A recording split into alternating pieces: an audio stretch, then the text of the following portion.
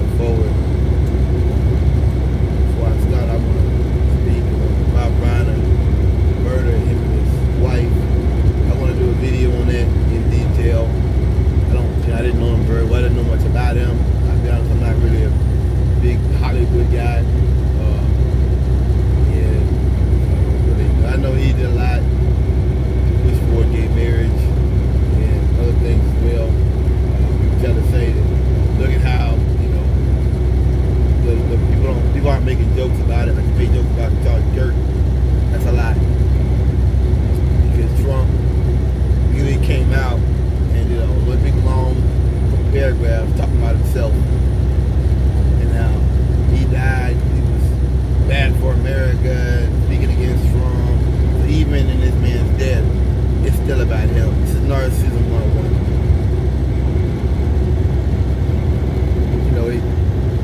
Charlie Kirk's life was about making the world harder and smaller and more difficult for the least of these. Rob Reiner, all appearances, appears to me to be a man that tried to make the world better and tried to play to our better nature. That's my appearance. I haven't looked, too deep, but it's my appearance. He doesn't appear to be a human being who operated with humanity, where Charlie Kirk was a man that operated upon dividing America. And it's amazing. It's like MAGA wants Trump to be something he's not, and they'll come out and say something like that. Then right after that, it's like Trump will open his mouth. It's like, yeah. It's just like when Nancy Pelosi's husband got murdered. And Nancy Pelosi's husband got murdered, and Trump was like, this is clearly a gay thing. It's a gay thing. And it came out that it wasn't. And they released body cam footage of it.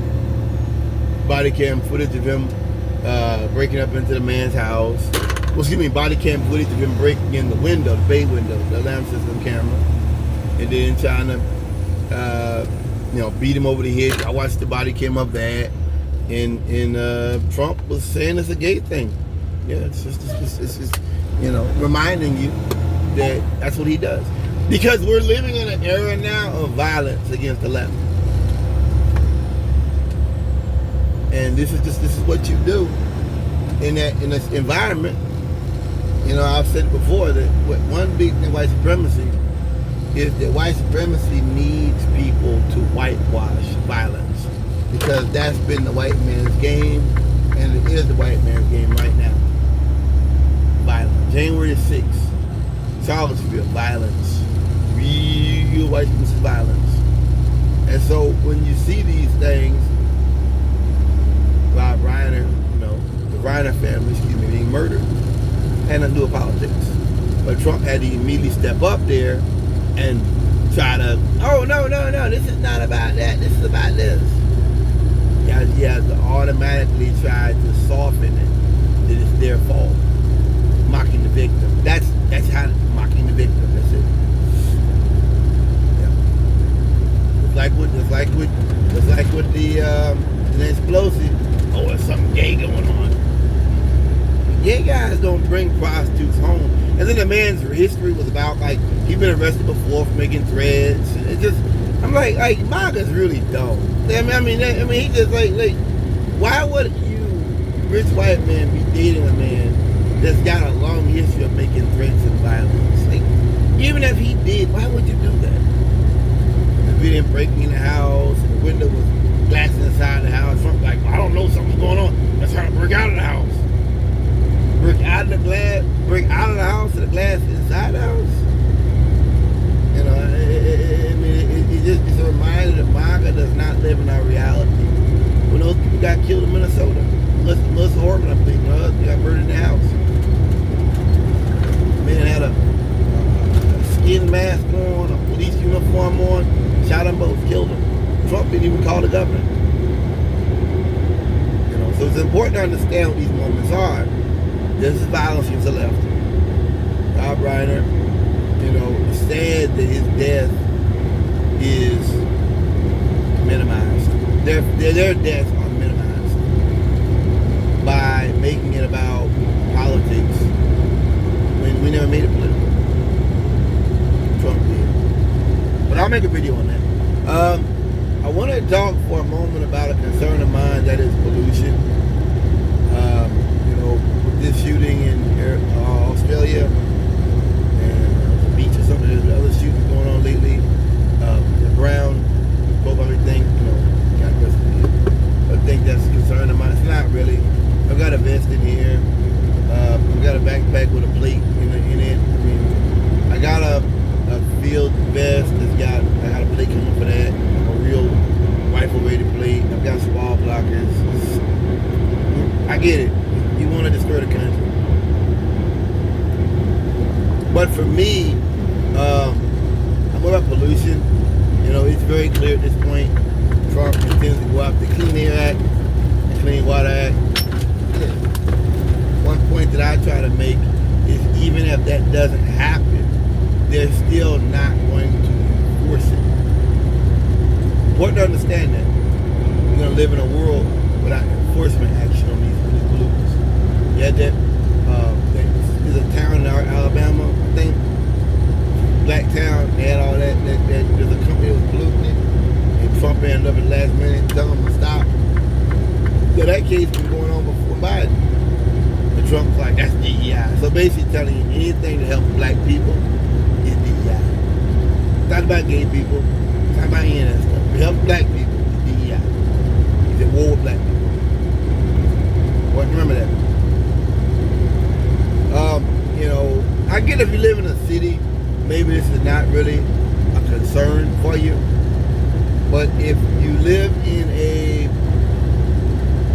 if you're like me, you travel, it's a concern of mine. I think they'll stop testing. They're supposed to test for pollutants in certain areas. They're going to stop testing. And under capitalism, or this type of capitalism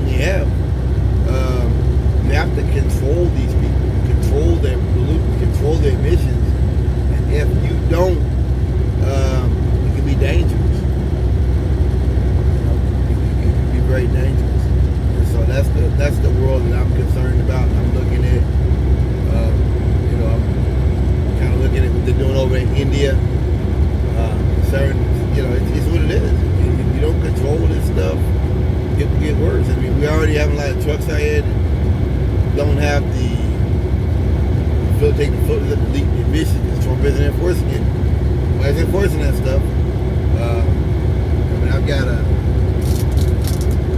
device up here I use that'll tell me about PM 2.5 and CO2 and all that.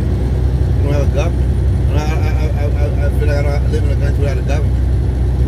It's just pimping the systems and pimping the laws and buying off pardons and stuff. That's really big. So I guess if I lived in a city, I'd probably be less worried about pollution because we still have state laws and city ordinances. And, cities are going to be doing their little snooping around. They're going to be doing their thing. But, a lot of places you go, and I would tell us the truckers, you go to places and you go use the restroom and you go inside a factory that stinks. Or they're like something being released. And people that live in these areas, they're poor, they don't care. They don't care. It's a job. And these companies, they know you need a job. You're not going to complain. And, they'll get mad at you if you bring it up. Because they need a job. I don't even really, for a while, even go on factories. Because they don't get it. Like ammonia and all that, they have headaches all the time. Yeah, that's bad. They don't even get that. It's a job to them. They don't understand these things can cause other problems. It can cause you to have mental degradation, and you can make a mistake at work. They don't think like that. A lot of that out here. So I worry about, I go to Georgia and other areas. I worry about being in an environment that is destructive, toxic. being like, it's like New Delhi. I put a picture of it up there. And it's concerning to me knowing that folks that fought to get us EPA, Clean Air, OSHA, NIOSH, and to know that all that's going to be thrown away because a bunch of crackers want to make money and want to hurt gay people and blacks. It's very sad. I will never take white people seriously again as long as I live. I will always view the white man's objective as different than my own. I will always view the white man's objective as distant than my own. Any agreement, any type of unless they understand this stuff, the capitalism got to be under check. You know,